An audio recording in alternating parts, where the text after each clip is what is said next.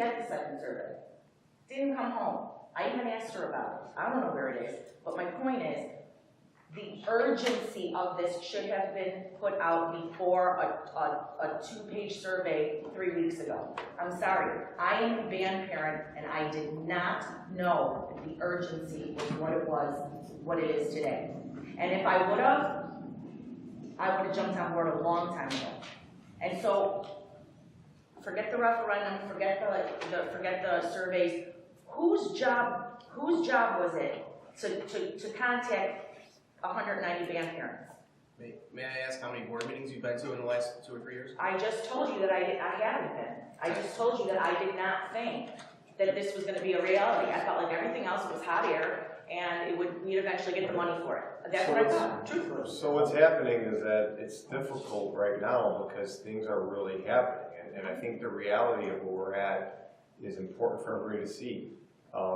You know, we sit in these meetings, it's very, very difficult to look at these numbers. Aaron Schilling has been crunching numbers for years.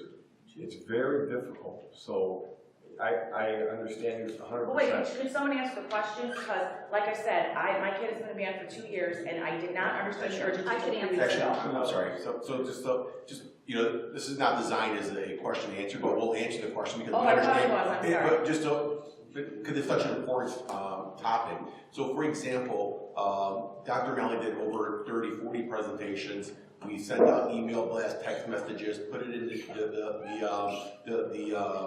backpacks, the Friday folders, you name it. We sent out a lot, and we over communicated in the sense that, hey, there's going to be a presentation at Ridgewood, a presentation at the library, presentation here, presentation there. So it was out there. So if you did not receive that or you didn't you know, open it and read it in great detail, I'm sorry. No, I did. Yeah, but that's where this is where the board went out to communicate this in the public in the sense of saying how many presentations where we came up with a list and Dr. Brown, like, do you really want me to do 20, 30 of these? Like, yes. And he did it. And that's where the difficulty comes in, is that there was an urgency out there. You know, the people that had the opportunity to come to the meetings and to read what we set out there. The presentation is still online. You go to our website. There's a 70 page, 100 some pages. No, I'm agreeing with you. You did do all those things. You did set all. So then I can't answer for why you didn't know them.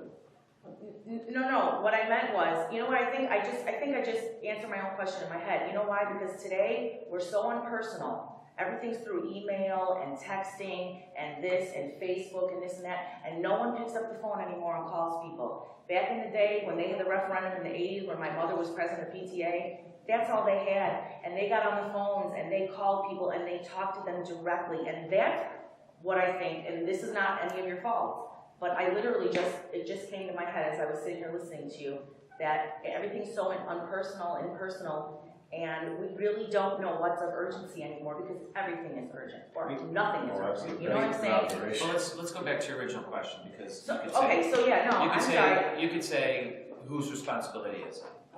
It's everyone's responsibility in this community. It belongs to all of us. Which is exactly it belongs to the superintendent. It belongs to the board. It belongs to everybody that's sitting in the audience today. That's not on the film where the camera is not pointing. We all own it. And so that's why I said it's sad and it's depressing for me, because we went out time over time and we kept telling people this is exactly what's going to take place. Over and over, and we answered their questions, and the presentation went from 7 slides to 10 slides to 25 slides to 35, to the point where it got to 100 slides. And we repeated it, and repeated it. And you're right, we didn't go for the pie in the sky. But we also went for the pie that was down low too. We went for the highest, followed by the lowest. That's what our proposals were. The highest with respect to a building, and in terms of the operational side, academically, the lowest with respect to a building and the academics. And so let's be clear, both of those referendums, they got crushed. They got beaten, handedly. The community spoke, and we have to follow through. And we have to prove we're fiscally responsible. It's difficult for us to sit up here. We agree with you. We wish we could be sitting in the audience, thinking saying the same things that you're speaking of today. But back in the day when they passed a referendum, I'm as sure as I'm sitting here, they had a committee that came together of like-minded people that finally got to a point that said, we are going to work together as a community, and they made the calls. I can't make 1,000 phone calls. I can't make 1,000 phone calls to parents, and that's just one phone call. In some cases, you have 2 parents, so it's 2,000, or maybe more. You have a lot of calls, there's a lot of information that gets out, and we had a parent committee that tried to form, and it just didn't form. It just didn't form. But to answer your question, I think we all need to own it. We all need to own it. And that may not be the answer you like, but it's as truthful as I can get. No, I don't mind. I don't mind. But I'm here now, so. And we appreciate you being here. We really do. Anyone else like to speak? Ma'am? Can you state your name, please? State your name. I've been an Orange resident forever, longer than most of you have been alive. I didn't get a request to vote because I don't currently have a child in the program. Okay, so my vote was 2 years ago or whenever on a referendum. And referendums are quite different than asking what we need. We need a music program. There's no question. It's part of a well-rounded education. If you don't offer it, the people are going to have to move to communities that do. And that's a sad statement for the community. Norwich has been a nice place to live for a very long time. But it won't be if there isn't an educational system that supports all of education. And education includes socialization and those values that you get from a music program. I don't know how anybody in good conscience can avoid it. You say, in good conscience, we have to balance the budget. Hey, when was the last time this country had a balanced budget? I think we could suffer along and figure out a way as we go, rather than eliminating the band program. And then you'll have to eliminate sports. And what the hell, we might as well end English, many people speak it. How many subjects do you want to take out of the system? Can you in good conscience vote against it? If you are only thinking of the finances, I don't want to live in Norwich either. You should be thinking about the right thing to do. If most of the board members, or all of them, were former music people, then you know the importance of this. Don't do it. Thank you.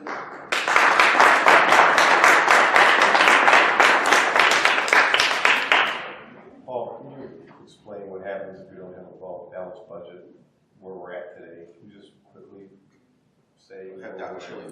Dr. Shilling. And then what happens? Because I understand that too, but there are some consequences to it. Basically, for those people that haven't been here, several years ago what happened was that the school district got into a situation where it was spending so much more money per year, deficit spending, than revenues. It was put on a deficit reduction plan by the state of Illinois. That's a law.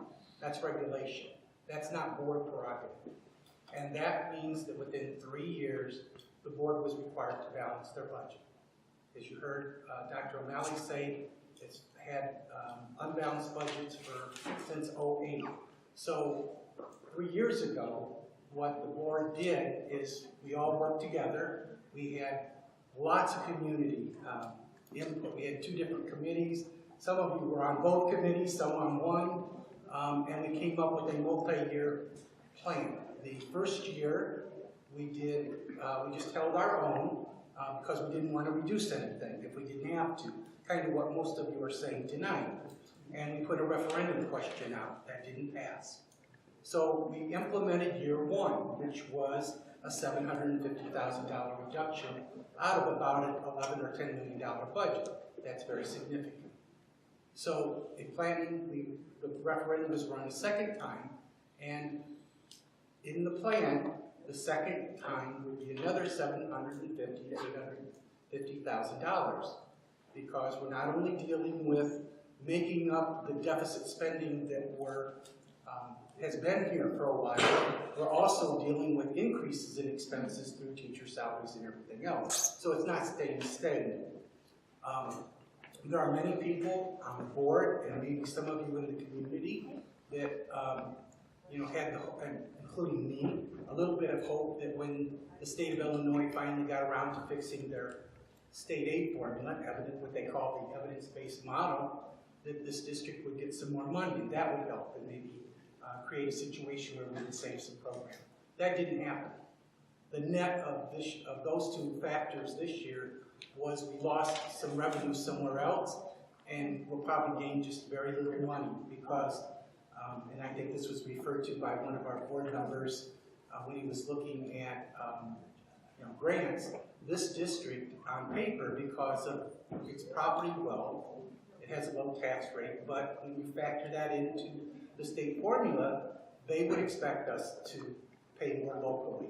So we're not getting a lot of money. That money is going to the districts that have basically over 50, 60% low-income kids. That's what it's designed to do, and that's what all the new money in the future is designed. So right now we're in a situation where at the end of, when we plan the budget for next year, we need to have a balanced budget. If we don't, it's going to get a lot worse than it is now because we'll run out of money eventually, so we can't borrow against ourselves. We'll have to go to the bank to get pay salaries because we won't have any cash flow. We have no money for facilities. If you told me today, hey, Craig, we just lost all our air conditioning in one building, it's going to cost us $260,000. That's going to come out of whatever reserves we have left because we have no money to fix the buildings. That was part of the referendum. So everything is coming out of that one fund, just like we would at home. And so it's very, very tight at this point. I would, if there's anything I can do for your committee to help, I would be glad to, just let me know if there's anything with that regard. My oldest son is a high school principal right now, but before that he was a junior high and high school band director. So all my kids played an instrument. So I have a lot of feelings for that. Thank you for the question. Learning a lot from being on this side of the table for the first time. I was part of the 60, 70 that showed up last year. And just from the meetings on the board and watching how the board reacted to each other last year, we all should have known that it was a rough decision. It was not a quiet board. That was not an easy time. And we hear things online like, oh, they're bluffing, or they're trying to line their pockets with the fees. But being on this side, and my question for you, because you deal with numerous school districts, you have your building, you have your materials that you need, and you have your staff. We're at approximately just over 70% on salaries, correct? On the total. On the total, approximately 70%. Is this out of range with school districts in the state of Illinois? No, most districts have an 80 to 85% they spend on salary and benefits. The other thing I guess I should mention is, for those, especially if you're new, is that after the first referendum failed, we had a lot of people ask us, could we do something different? Because they didn't want to lose the programs then, because we were talking about cutting some of these programs at that point. And we all got together, put our thinking caps on, and there was a consensus and by committee, community members, and everybody to realign the schools into K-4, 5, 8. That saved all these programs last year. Some of these programs, like band, would have been gone a year earlier had it not been for that, because that saved about 7 or 8 teachers just by combining the grade levels and evening out all the class sizes.